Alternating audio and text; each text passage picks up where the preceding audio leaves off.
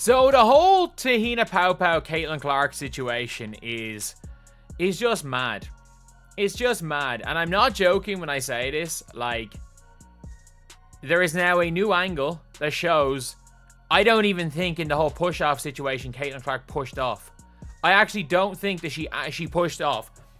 I think that, again, it looks to me like Tahina Paopao threw herself out of the play after hacking Caitlin Clark. She hacked Caitlin Clark, overcommitted, and threw herself out of play. I got a technical for basically being mad at myself because I missed the three and then I went and hit the backboard, and he told me it was disrespectful to the game of basketball. So I don't know, it reminded me of the technical that I got in college where I said damn it, where it's like a personal frustration. Had nothing to do with my team, had nothing to do with their reffing, had nothing to do with other team. It was just because I'm a competitor and I felt like I should have been making more shots. So but I think he fired me up to continue to play a lot harder. I thought we got a lot better after he did that, so I want to thank him. The WNBA just stepped in it, big time. Yeah, you heard that. A ref was exposed for allegedly targeting Caitlin Clark, and now the league's spinning faster than a missed layup in overtime. We're talking blown calls, sketchy fouls, and receipts that have fans screaming, "Is this basketball or bad reality TV?" Caitlin didn't just play the game, she got played by the stripes. And now, the league's scrambling, the fans are raging, and this scandal's got more heat than a finals buzzer beater. With the increased attention this year, there's also been increased scrutiny about the quality of refereeing. Curious if there has been any conversation about whether it's referee pay, referee training, anything to ensure that is as good as it can be. Obviously, not every, they're humans, looking at technology. Basketball is a little more complex than tennis, for instance, around technology of officiating. So we're looking at a variety of different dimensions. Somewhere in the land of professional basketball, where logic goes to die and blindfolded referees reign supreme, the WNBA is currently conducting a masterclass in how to sabotage your own star player in 2 easy steps. Step 1. Sign Caitlin Clark, the biggest name to hit women's sports since Serena picked up a racket. Step 2. Give her the same officiating treatment you'd give someone who accidentally wandered onto the court from the concession stand. The misguided missile that can destroy everything this upcoming season, and that is the WNBA referees and this secret agenda. Yes, there was a secret agenda against Caitlin Clark when it comes to fouls not being called, when it comes to her getting to the free throw. Yes, Caitlin Clark. America's darling, Iowa's golden child, ESPN's ratings machine, and apparently the WNBA ref's favorite piñata, is 2 games into her preseason career and has exactly 0 free throws to her name. Not one, not a single pity whistle, not even a oops my bad, here's a makeup call. Just unadulterated radio silence from the officials as she's hacked, slapped, mugged, and occasionally drop-kicked into the paint. Release time, which is pretty much identical to mine. You can't help but watch when she plays, where she's shooting from, the range, the confidence, the flair. Like, she's a performer. And don't worry, this isn't just a random glitch in the Matrix. No, this is the sequel to last season's train wreck, when WNBA referees made it clear that Caitlin Clark was free game. Last year, watching her play was like watching someone try to dribble through rush hour traffic. Except instead of honking, defenders just body-checked her like they were admiring interpretive dance. And Caitlin Clark, her arm is like being grabbed by Tahina Paopao and she does take it off. Could there have been contact? Sure. But I've never, this is some of the worst refereeing I've ever seen, to not call it defensive foul here. Some of the worst refereeing I have seen in my lifetime. Now let's talk about fan expectations. When Caitlin entered the WNBA, people were buzzing. They thought maybe, just maybe, the league would improve officiating, now that millions of eyeballs were suddenly paying attention. Instead, they doubled down on chaos. They said, "Oh, you want a competent whistleblower? Cute. Here's a guy who once called a travel on a referee's shoe."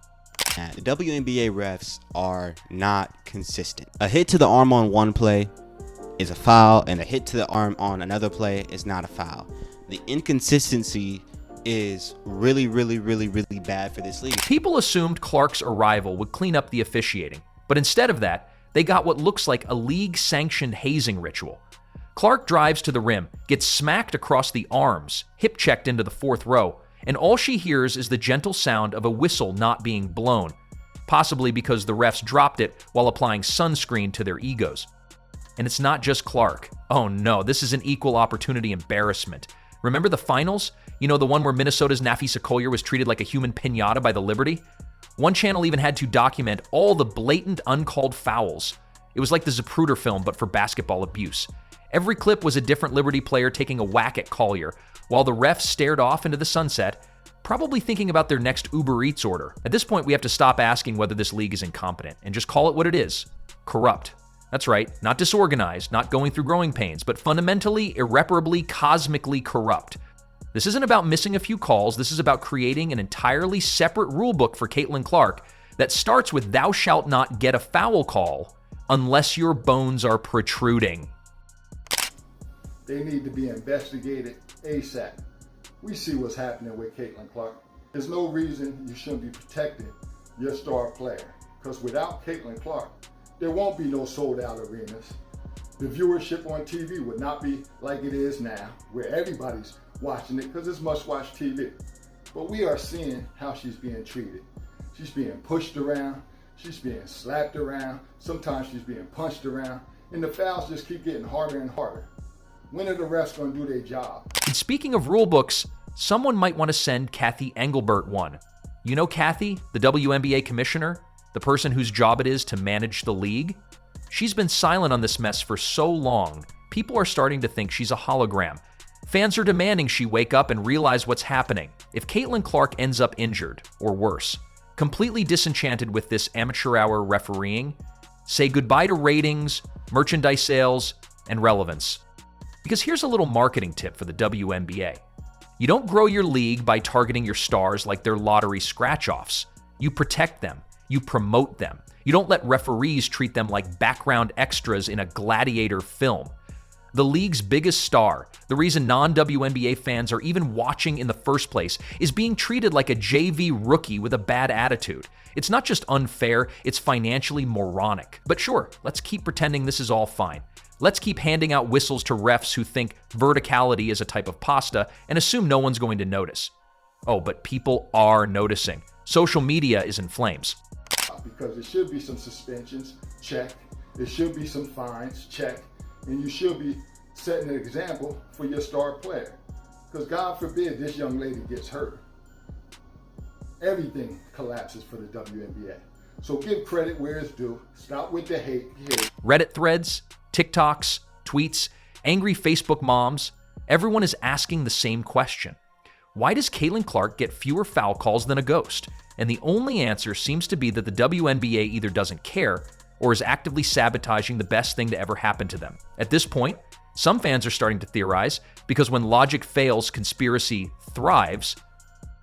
There's talk that Nike and the WNBA are part of some massive social engineering movement designed to shelve Clark so she doesn't disrupt the narrative. Sounds crazy? Sure. But not as crazy as a world-class shooter driving through defenders like she's dodging shopping carts at Costco, only to end up with 0 free throws in 2 straight games. If Clark doesn't start getting fair treatment, fans aren't going to stay quiet. They're going to erupt, and not with polite emails and frowny face emojis.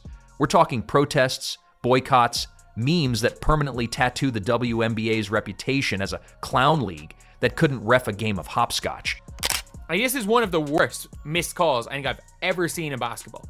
Like, this is not just a hand check. This is a double jersey grab. But the footage, this angle makes it look so much worse. And let's be very clear, this isn't just a Caitlin Clark problem. This is a league problem, a leadership problem, a Kathy Engelbert problem. Because when your referees are this consistently bad or this selectively silent, you don't get to play the growing league card anymore. You're not growing, you're decaying from the inside out. And here's the thing.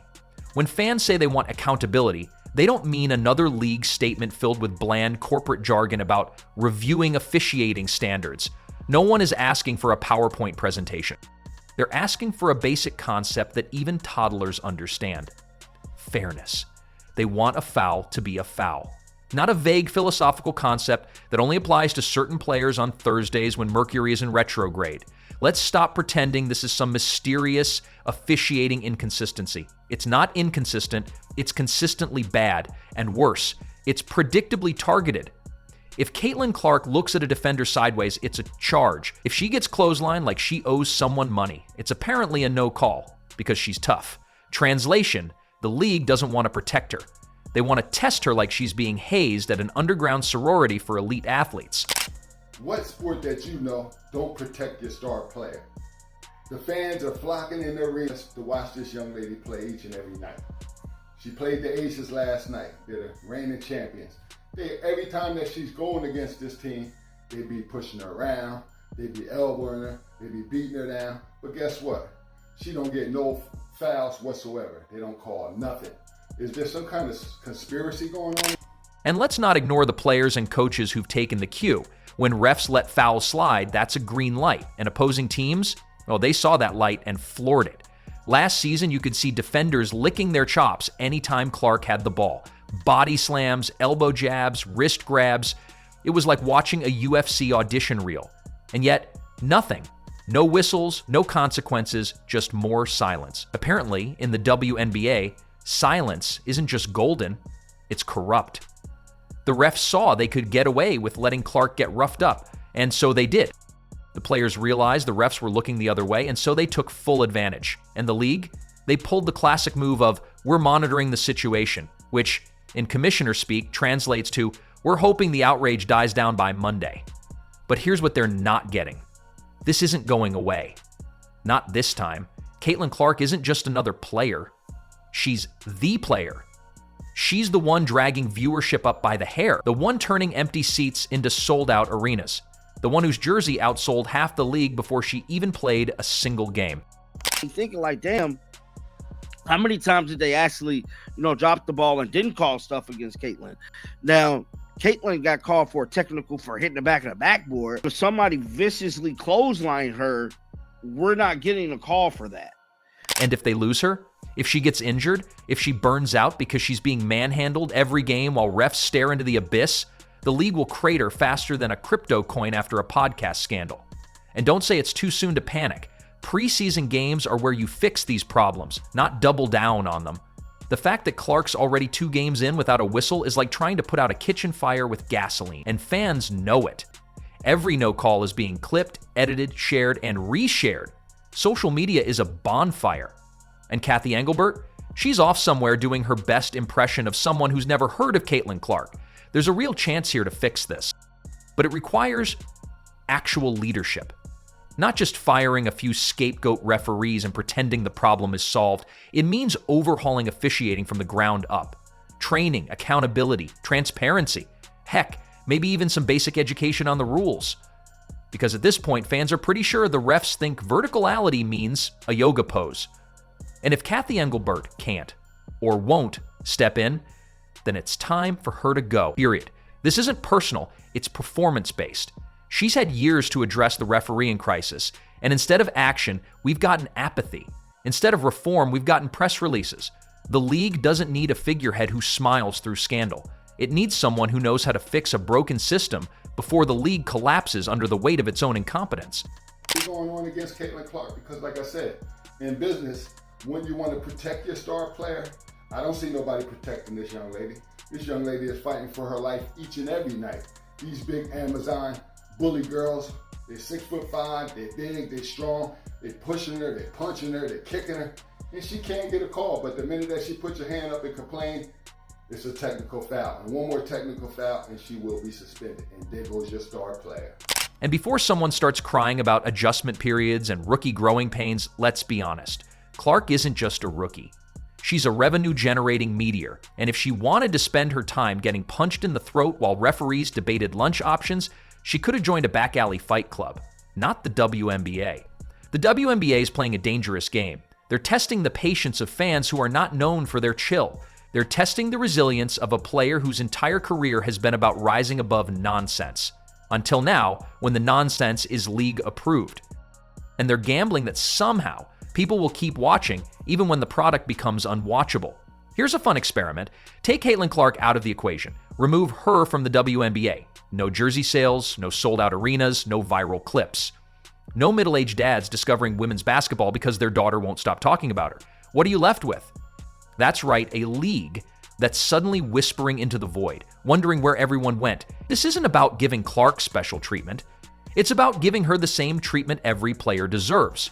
Protection, safety, fair officiating, and yes, the occasional free throw when someone practically suplexes her in front of 10,000 fans. I don't want to see none of the calls being missed like we seen last year, bro. These referees have to get it together. Now, we know the Indiana Fever front office did everything they had to do, put the right pieces around Caitlin Clark, make sure they make it far in the playoffs, and possibly get a WNBA championship. Well, that part is done. We got a new team. We got a new coach. They got everything they need to do to take off for the 2025 season. The only thing left is these WNBA referees. This need to be talked about, just like it was supposed to be talked about at the conclusion of that season. And I'm back on a bumper, bro. I am not letting up on them damn WNBA referees because they are the biggest haters when it comes to— And if the league can't manage even that, if the WNBA continues to act like the referees are an untouchable priesthood of basketball chaos, then maybe fans should start looking elsewhere. Because why would anyone invest their time, money, or energy into a league that refuses to protect the very players it depends on to survive? Caitlin Clark is a once-in-a-generation talent, a phenomenon, a lightning rod, and the WNBA is out here treating her like she's a minor inconvenience. That's not just short-sighted, it's suicidal. Because one day, Clark's going to look at her bruises, her 0 free throw attempts, and her coach's confused face and think, I don't need this. And when that day comes, the only thing left in the WNBA will be the echo of what could have been. Plus a bunch of referees still trying to figure out which team has possession. Call the fouls. Protect your players. Fix the refs. Fire Engelbert if you have to. Because if you lose Caitlin Clark, you lose everything. And trust me, the league's not big enough to survive that kind of own goal.